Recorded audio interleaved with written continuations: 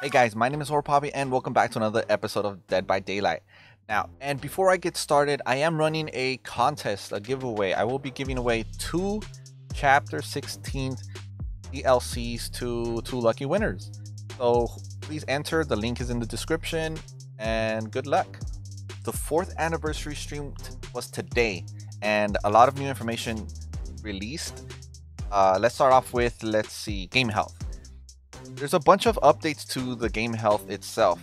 They're starting off with server upgrades to fix a bunch of latency issues that will also help fix hitbox issues. So a lot of actions that people are claiming are because of lag or look very off, where it looks like you're getting hit from like across the map or way after you vaulted a window. And that's not necessarily something new that breaking news. They did mention this before, so it's something that's should be coming in probably with the Chapter 16 release, which is around June 16th. Aside from that, there's also skill-based matchmaking, which again they've mentioned before.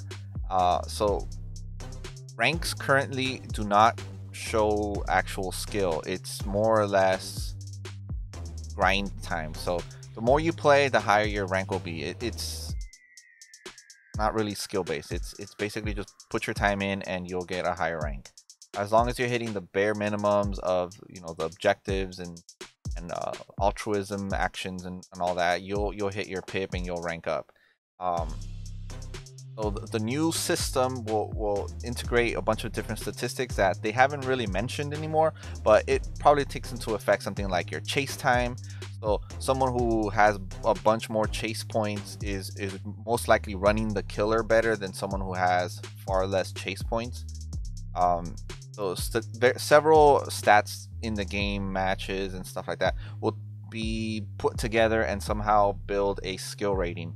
There's zero information on that now, but I'm sure as they release it, they'll kind of give you a vague idea of what it takes into account. So one of the big drops today is crossplay. It is finally officially confirmed, and if you've seen one of my previous videos, we talked about how crossplay code was found in the Dead by Daylight files, but it is officially confirmed. They are starting with cross friends system, and it's a system where you'll be able to invite friends, your friends list within Dead by Daylight from across different platforms. Those people from PC can add someone from PlayStation, from Xbox, from Switch, and vice versa. And you'll be able to build your cross friends list. Now, that would be the first update because they are doing it in phases. The second phase would be the actual crossplay itself.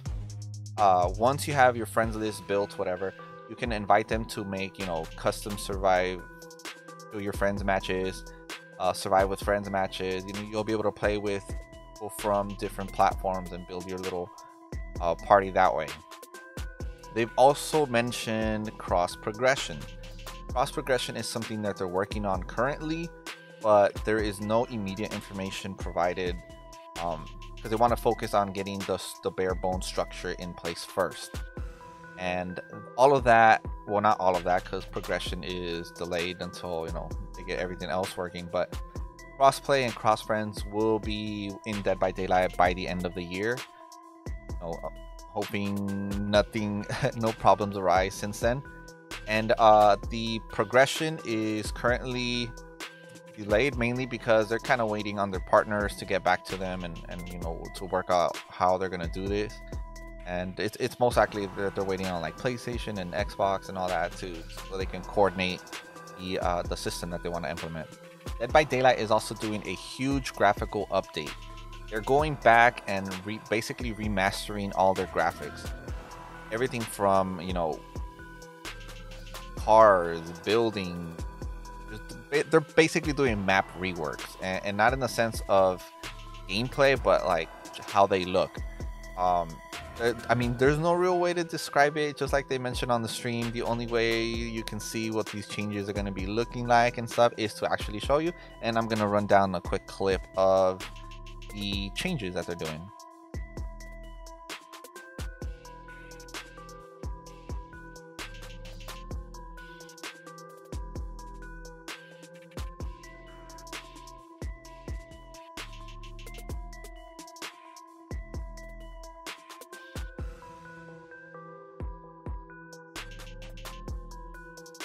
We also have 2 new cosmetics coming into the game.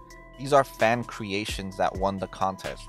The first one is a Legion cosmetic, and if you look at it, it looks very Purge inspired. It looks awesome to me.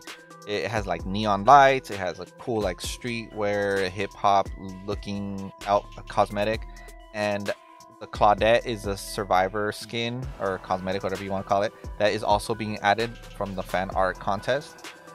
It also has a streetwear type look, and it's yellow. Pictures are going to be somewhere on here, you'll see them. I'm talking about, but I don't know, these look pretty good to me. Kind of happy with them. They definitely look like skins I would buy.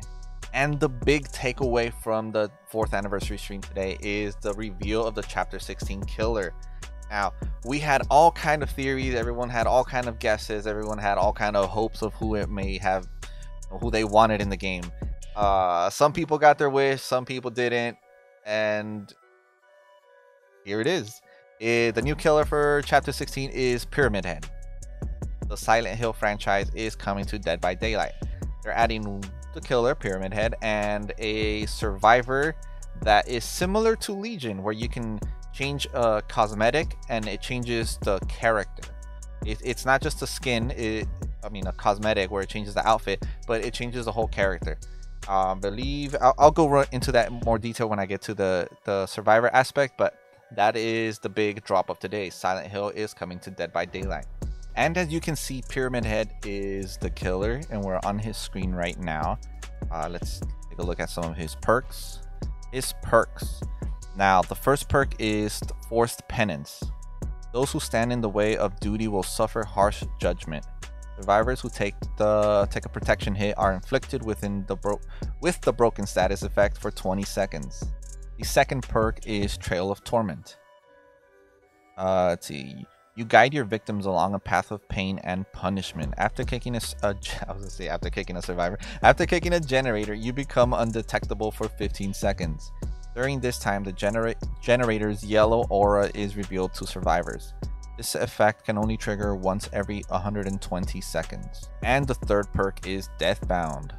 When a survivor heals another survivor for 1 health state at least 32 meters away from the killer, the survivor performing the healing action will scream, revealing their location and activating Deathbound for the next 45 seconds. During that time, the survivor will suffer from the Oblivious status effect when further than 60 meters away from the healed survivor. And those are his 3 perks, and his power looks like Rites of Judgment, with the special attack Punishment of the Damned, special ability Cage of Atonement, as another special ability Final Judgment. And for the survivor here, we have Cheryl Mason, whose perks are Soul Guard. Gain the Endurance status effect for 4 seconds after being healed or having recovered from the dying state. While cursed by a hex, you can fully recover from the dying state. The second perk, Blood Pact. When you or the Obsession are injured, you both see each other's auras. After healing the Obsession or being healed by the Obsession, you both gain the haste status effect for 4 seconds. Reduces the odds of being the Obsession. If you are the Obsession, this perk deactivates. And the third perk is Repressed Alliance. Repressed Alliance activates after repairing generators for a total of 80 seconds. When repairing a generator while the perk is active, press the active ability button to call upon the entity to block the generator for 30 seconds. This perk deactivates. Affected generators will be revealed by a white aura to all survivors. So one thing that they mentioned in the pre-announcements was that the survivor would be a mysterious survivor. What they meant by that is that this survivor has something new called legendary skins. Now, it's not totally new since Legion kind of has this feature installed already, where Legion, you can pick between 4 different characters even though it's the same character. It's likewise for this survivor. You start off as Cheryl Mason, and then you can change one of the legendary skins to become Lisa Garland, which is another Silent Hill character. That's what they meant by Mysterious Survivor, because you're able to change the cosmetic and it changes her whole character, not just like the outfit. Now, when it comes to Pyramid Head, he is brand new in the sense that he is unlike any other killer right now. He does have a ranged attack, and then I'll play the video as I'm talking about it here. He has a ranged attack that is kind of like a AoE type game. If you guys played any of the games where he like hits the ground and it travels, right? Now, he also has an ability where he can create trenches. If a survivor crosses these trenches, steps on them, they become cursed. Now, a cursed effect is similar to any other tick down effect where it ticks over time. Now, this cursed effect can put you into a dying state. Once you're in the dying state, this is where Pyramid Head gets a little interesting. He does not have to pick you up and carry you to a hook like any other killer. He can actually summon Silent Hill, you know, effects, whatever, and they place you in a cage. So you're placed in a cage that works similar to a hook. You can another survivor can come in and, you know, rescue you from the cage, and you can also die in that cage, like similar to if it was a hook. So basically rendering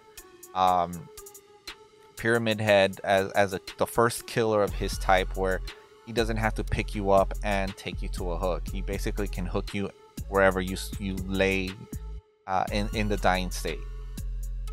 So this can help against something like decisive strike builds, you know, where they would have to pick you up and take you to hook.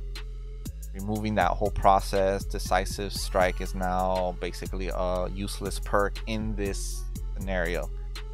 They also showed us his Mori, and you can take a look at it right here.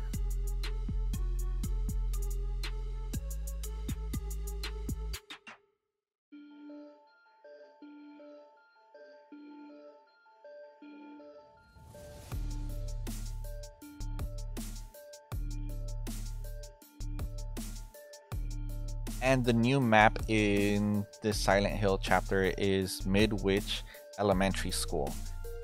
This map kind of makes sense now when they mentioned it was going to be a multi-layered type map, where the whole map itself, its majority is indoors. It's kind of circular or squared, however you want to look at it, and the center is open. Center is an open area. It's not indoors. It's like an outdoor section. So this is what they meant by like a multi-layered map, and there's a video of it here that I'm showing you guys as well. And that is pretty much everything they released today on the 4th anniversary stream. The chapter will come out to everyone around June 16th. The date is about there. It may change by a couple days, but June 16th you can expect to have the chapter released for everyone. If you like this video, drop a like, and if you appreciate my content, subscribe to the channel. Once again, my name is HorrorPapi. Thank you guys for watching, and I'll see you guys next time.